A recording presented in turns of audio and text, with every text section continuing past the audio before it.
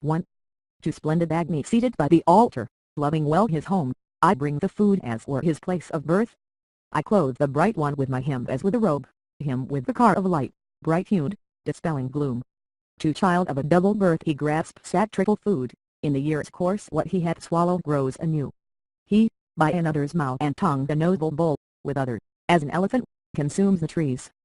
3. The pair who dwell together, moving in the dark bestir themselves, both parents hasten to the bay, impetuous tongue, destroying, springing swiftly forth, one to be watched and cherished, strengthener of his fire. For man, thou friend of men, these steeds of thine are yoked, impatient, lightly running, plowing blackened lines, discordant-minded, fleet, gliding with easy speed, urged onward by the wind and rapid in their course. 5. Dispelling on their way the horror of black gloom, making a glorious show these flames of his flight forth, when o'er the spacious tract he spreads himself abroad, and rushes panting on with thunder and with roar. 6. Amid brown plants he stoops as if adorning them, and rushes bellowing like a bull upon his whites.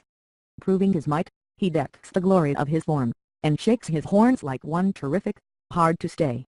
7. Now covered, now displayed he grasps as one who knows his resting place in those who know him well. A second time they wax and gather godlike power, and blending both together change their parents' form.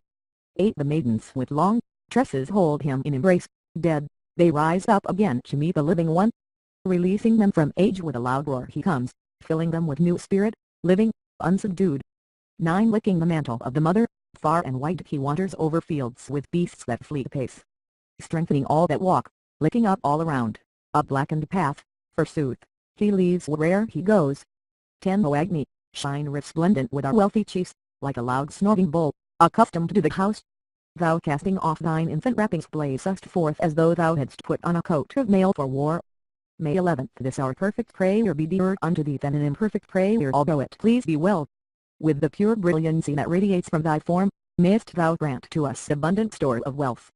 12. Grant to our chariot, to our house, O Agni, the boat with moving feet and constant storage, one that may further well our wealthy princes and all the folk, and be our certain refuge.